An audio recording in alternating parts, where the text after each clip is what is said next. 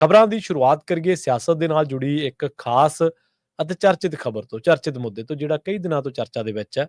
ਸਿੱਧੂ ਜੋੜਾ ਜਾਂ ਕਹਿ ਲਓ ਨਵਜੋਤ ਸਿੰਘ ਸਿੱਧੂ, ਨਵਜੋਤ ਕੌਰ ਸਿੱਧੂ ਆਪੋ ਆਪਣੇ ਪੱਧਰ ਤੇ ਹੰਭਲੇ ਮਾਰ ਰਹੇ ਨੇ।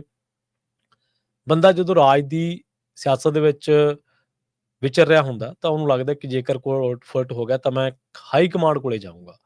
ਕਹਿੰਦੇ ਪਰ ਦਿੱਲੀ ਤੋਂ ਸਿੱਧੂ ਦਾ ਬੇਰੰਗ ਹੀ ਮੋੜ ਤੇ ਜੀ।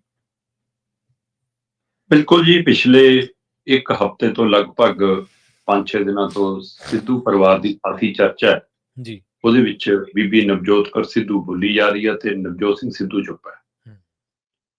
ਤੇ ਬੀਬੀ ਦੇ ਲਗਾਤਾਰ ਤਾਬੜਤੋੜ ਹਮਲਿਆਂ ਨੇ ਪੰਜਾਬ ਦੀ ਸਿਆਸਤ ਦੇ ਵਿੱਚ ਕਈ ਤਰ੍ਹਾਂ ਦੇ ਸ਼ੰਕੇ ਸ਼ੋਭੇ ਵੀ ਪੈਦਾ ਕੀਤੇ ਕਿ ਕੀ ਇਹ ਅੰਦਰ ਦੀ ਕੋਈ ਚਿੜ ਨਿਕਲ ਰਹੀ ਹੈ, ਕਿੜ ਨਿਕਲ ਰਹੀ ਹੈ, ਜਾਂ ਸੱਚ ਨਿਕਲ ਰਿਹਾ ਹੈ, ਜਾਂ ਕਿਸੇ ਹੋਰ ਦੇ ਅੰਟੀਨੇ ਤੇ ਬੈਠ ਕੇ ਗੁਟਰਗੂ ਕੀਤੀ ਜਾ ਰਹੀ ਹੈ, ਕੀ ਮਾਇਨੇ ਹੈ ਇਹਦੇ। ਸਹੀ।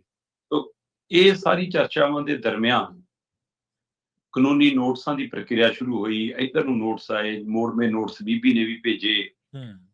ਉਹ ਇੰਜ ਲੱਗਿਆ ਕਿ ਲੈ ਵੀ ਇਹ ਸਿਆਸੀ ਲੜਾਈ ਹੁਣ ਕਾਨੂੰਨੀ ਲੜਾਈ 'ਚ ਬਦਲਦੀ ਨਜ਼ਰ ਆ ਰਹੀ ਆ। ਪਰ ਪਤਾ ਲੱਗਾ ਕਿ ਜੀ ਬੀਬੀ ਨਵਜੋਤ ਕੌਰ ਸਿੱਧੂ ਨੇ ਲੰਘੇ ਦਿਨੀ ਪ੍ਰੋਗਰਾਮ ਬਣਾਇਆ ਕਿ ਮੈਂ ਦਿੱਲੀ ਜਾ ਕੇ ਆਉਣਾ। ਠੀਕ ਹੈ। ਬੀਬੀ ਨਵਜੋਤ ਕੌਰ ਸਿੱਧੂ ਦਿੱਲੀ ਨੂੰ ਤੁਰੀ ਤੇ ਪਟਿਆਲੇ ਤੋਂ ਜਾ ਕੇ ਮੁੜ ਆਈ। ਠੀਕ ਹੈ। ਉਧਰ ਨੂੰ ਗਈ ਹੋਣੀ। ਫਿਰ ਨਵਜੋਤ ਸਿੰਘ ਸਿੱਧੂ ਮੁੰਬਈ ਤੋਂ ਅੰਮ੍ਰਿਤਸਰ ਆਉਂਦੇ ਨੇ ਤੇ ਅੰਮ੍ਰਿਤਸਰ ਜਿਸ ਦਿਨ ਆਉਂਦੇ ਨੇ ਉਸ ਦਿਨ ਘਰ 'ਚ ਇੱਕ ਬੈਠਕ ਵੀ ਹੁੰਦੀ ਹੈ। ਠੀਕ ਹੈ ਜੀ। ਹੁਣ ਇਹ ਨਹੀਂ ਮਤਲਬ ਕਿਸੇ ਨੇ ਸਪਸ਼ਟ ਕੀਤਾ ਕਿ ਉਸ ਬੈਠਕ 'ਚ ਨਵਜੋਤ ਕੌਰ ਸਿੱਧੂ ਨੇ ਹੀ ਹਿੱਸਾ ਲਿਆ ਕਿ ਨਵਜੋਤ ਸਿੰਘ ਸਿੱਧੂ ਨੇ ਵੀ ਹਿੱਸਾ ਲਿਆ। ਪਰ ਜੇ ਸਿੱਧੂ ਸਾਹਿਬ ਘਰੇ ਨੇ ਤੇ ਘਰ 'ਚ ਬੈਠਕ ਆ ਤਾਂ ਇਹ ਨਹੀਂ ਹੋ ਸਕਦਾ ਕਮੈਂਟੇਟਰ ਚੁੱਪ ਰਹਿ ਜਾਵੇ। ਸਹੀ ਗੱਲ। ਚਲੋ, ਪਰ ਮਸਲਾ ਇੱਥੇ ਹੀ ਨਿਬੜਦਾ ਤਾਂ ਵੀ ਵੱਖਰੀ ਗੱਲ ਸੀ। ਨਵਜੋਤ ਸਿੰਘ ਸਿੱਧੂ ਨੇ ਦਿੱਲੀ ਦਾ ਰੁਖ ਕੀਤਾ। ਠੀਕ ਹੈ। ਤੇ ਕਹਿੰਦੇ ਉਹ ਪ੍ਰਿਯੰਕਾ ਗਾਂਧੀ ਨਾਲ ਮੁਲਾਕਾਤ ਕਰਨਾ ਚਾਹੁੰਦੇ ਸੀ, ਆਪਣਾ ਦਰਦ ਦੱਸਣਾ ਚਾਹੁੰਦੇ ਸੀ, ਜਾਂ ਆਪਣਾ ਅਗਲੀ ਯੋਜਨਾ ਦੱਸਣਾ ਚਾਹੁੰਦੇ ਸੀ, ਜਾਂ ਇਸ ਬਖੇੜੇ ਦਾ ਨਿਬੇੜਾ ਕਰਨਾ ਚਾਹੁੰਦੇ ਸੀ ਜਿਹੜਾ ਪੰਜਾਬ 'ਚ ਉਹਨਾਂ ਦੀ ਧਰਮ ਪਤਨੀ ਵੱਲੋਂ ਬੋਲਾਂ ਨਾਲ ਖੜਾ ਹੋਇਆ। ਠੀਕ ਹੈ। ਪ੍ਰਿਯੰਕਾ ਗਾਂਧੀ ਤਾਂ ਕੀ ਪੰਜਾਬ ਕਾਂਗਰਸ ਮਾਮਲਿਆਂ ਦੇ ਇੰਚਾਰਜ ਵੀ ਤੇ ਹੋਰ ਜਿਨ੍ਹਾਂ ਨਾਲ ਸਿੱਧੂ ਦਾ ਰਾਬਤਾ ਸੀ, ਕਿਸੇ ਨੇ ਵੀ ਉਹਨਾਂ ਨੂੰ ਮਿਲਣ ਦਾ ਟਾਈਮ ਨਹੀਂ ਦਿੱਤਾ। ਦਿੱਲੀ ਪੂਰਾ ਦਿਨ ਲਾ ਕੇ ਉਹ ਵਾਪਸ ਪਰਤ ਗਏ। ਜੀ। ਹੁਣ ਸਵਾਲ ਇਹ ਹੈ ਕਿ ਕੀ ਚੱਲ ਰਹੇ ਸੈਸ਼ਨ ਕਰਕੇ ਉਹਨਾਂ ਨੂੰ ਸਮਾਂ ਨਹੀਂ ਮਿਲ ਸਕਿਆ। ਸਹੀ ਗੱਲ। ਕੀ ਹਾਈ ਕਮਾਂਡ ਨੇ ਦੂਰੀ ਬਣਾ ਲਈ ਆ? ਕੀ ਨਵਜੋਤ ਸਿੰਘ ਸਿੱਧੂ ਨੂੰ ਸ਼ੀਸ਼ਾ ਦਿਖਾਤਾ, ਬਰੰਗ ਪ੍ਰਤਾਪ ਹੈ, ਜਾਂ ਉਹਨਾਂ ਨੂੰ ਕਿਹਾ ਕਿ ਸੈਸ਼ਨ ਤੋਂ ਬਾਅਦ ਮਿਲਾਂਗੇ?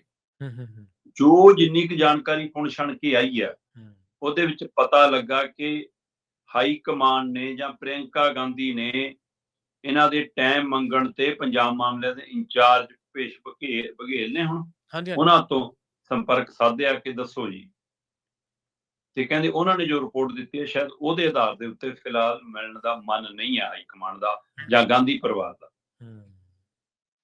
ਤੇ ਹੋ ਸਕਦਾ ਸੈਸ਼ਨ ਤੋਂ ਬਾਅਦ ਸਾਰੀ ਪ੍ਰਕਿਰਿਆ ਦਾ ਮੰਥਨ ਹੋਵੇ ਤੇ ਫਿਰ ਹੋਰ ਧਿਰਾਂ ਨੂੰ ਵੀ ਸੱਦ ਲਿਆ ਜਾਵੇ, ਕੁਛ ਵੀ ਹੋਵੇ। ਪਰ ਨਵਜੋਤ ਸਿੱਧੂ ਜਿਸ ਧਿਰ ਕੋਲ ਭੱਜੇ ਸੀਗੇ, ਸ਼ਾਇਦ ਮੇਰੀ ਉੱਥੇ ਬਾਂਹ ਫੜੀ ਜਾਣੀ ਹੈ, ਜਿਹਦੇ ਦਮ ਦੇ ਉੱਤੇ ਸ਼ਾਇਦ ਨਵਜੋਤ ਕੌਰ ਬੋਲਦੀ ਸੀ, ਉਹਦੀ ਕੀ ਹਵਾ ਨਿਕਲ ਗਈ ਹੈ। ਕੀ ਰਾਜਾ ਵੜਿੰਗ ਵੱਲੋਂ ਲਏ ਗਏ ਨੋਟਿਸ ਨੂੰ ਹਾਮੀ ਭਰਤੀ ਅੰਦਰ? ਵੈਸੇ ਰਾਜਾ ਵੜਿੰਗ ਆਪਣੇ ਆਪ ਤੇ ਐਡੀ ਕਾਰਵਾਈ ਕਰ ਨਹੀਂ ਸਕਦੇ, ਉੱਪਰੋਂ ਕੋਈ ਇਸ਼ਾਰਾ ਤਾਂ ਹੋਇਆ ਹੀ ਹੋਊਗਾ, ਇਹ ਤਾਂ ਹੋ ਨਹੀਂ ਸਕਦਾ।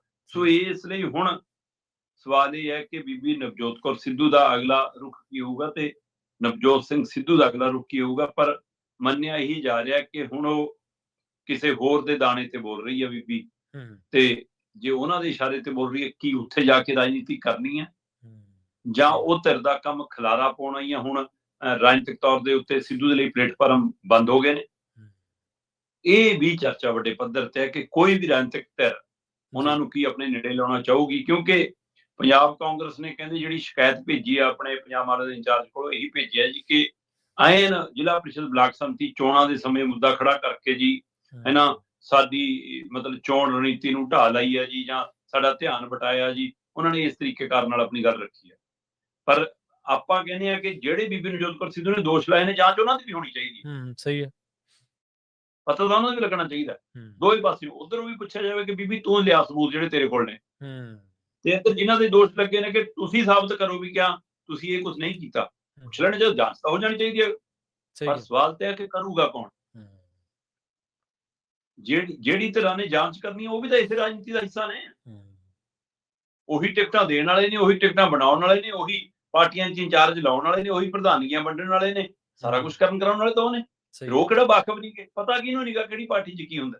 ਹੂੰ, ਤੇ ਫਿਰ ਪਾਰਟੀ ਸਿਧਾਂਤਾਂ ਦੇ ਅਨੁਸਾਰ ਗੱਲ ਕਰ ਲੈਣਗੇ ਕਿ ਭਾਈ ਆਪਾਂ ਤਾਂ ਤੈਅ ਹੀ ਕੀਤਾ ਵਾ ਕਿ ਆਪਾਂ ਅੰਦਰੇ ਗੁੜ ਭੰਨਣਾ, ਭੇਲੀ ਅੰਦਰੇ ਭੰਨਣੀ ਹੈ ਕੁੰਡਾ ਲਾ ਕੇ, ਸੋ ਇਹ ਕਿਉਂ ਜੱਗ ਜ਼ਾਹਰ ਕੀਤੀ, ਕੀ ਇਸ ਤਰ੍ਹਾਂ ਨਿਬੇੜਨਾ।